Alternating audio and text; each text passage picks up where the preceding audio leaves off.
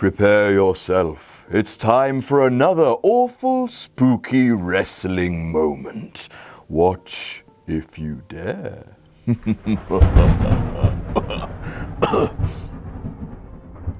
In 2003, TNA were a fledgling company and they were busy putting on weekly pay-per-views. If you enjoyed all the chaos and backstage politics of late-era WCW, but you found it a little bit too logical and ordered, I'd highly recommend. Although TNA were bringing through some new stars, some exciting wrestlers like AJ Styles and Christopher Daniels, they were also bloated with a lot of washed-up talent from WWE, WCW, and ECW. Two such ECW icons were Raven and the Sandman, who decided to feud with each other because, hey, that's never been done before.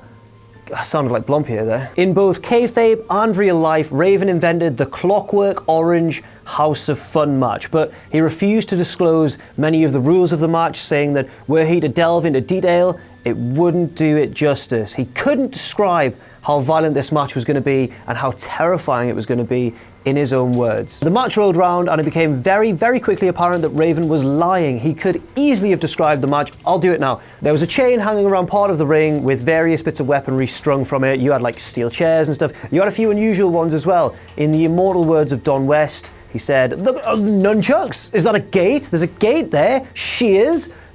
It's standard ECW sort of fare, except for the gate. I'm still not sure what the gate was about. Maybe they just found a gate. The match wasn't nearly as intense, terrifying, or as spooky as it had been billed. The pair just brawled their way slowly around the ring and then to the back of the arena to Raven's Perch, which was, in fairness, a pretty small scaffold with a few tables around it, and the winner was the guy who threw the loser off the scaffold through the table. Raven beat Sandman, man. He beat him, he threw him through the tables. It was fine. It wasn't the worst thing TNA did at the time, because a lot of the angles at the time were racist, flagrantly racist. A NASCAR driver beat R-Truth and said some racist shit, and he was the babyface.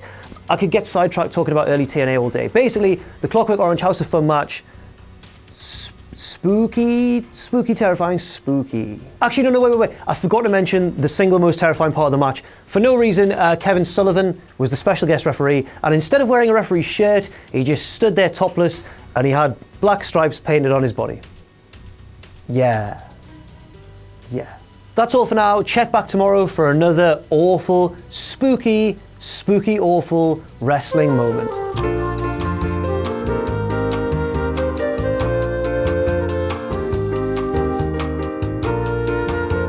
This Thursday, for the first time on iPay-Per-View, WCPW refused to lose. Alberto El Patron, the Mexican sensation El Ligero, the Kiwi buzzsaw Travis Banks in a triple threat for the WCPW Internet Championship.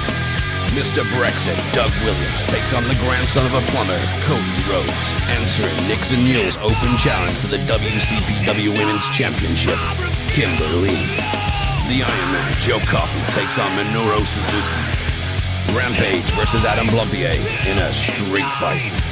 Joseph Carnes will defend his WCPW championship against Martin Kirby. And the local hero Joe Hendry will take on the American hero Kurt Angle. WCPW refused to lose.